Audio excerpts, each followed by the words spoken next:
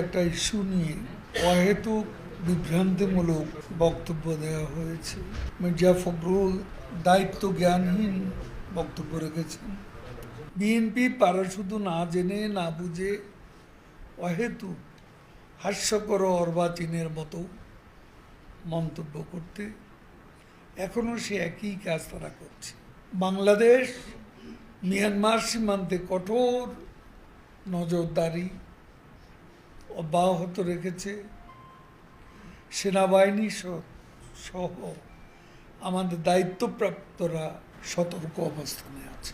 এই গুলিটা পড়ছে যেটা সেন্ট মার্টিন দিকে, এটা আরাকান বাহিনীতে করা হয়েছে, এটা মিয়ানমারের সরকার।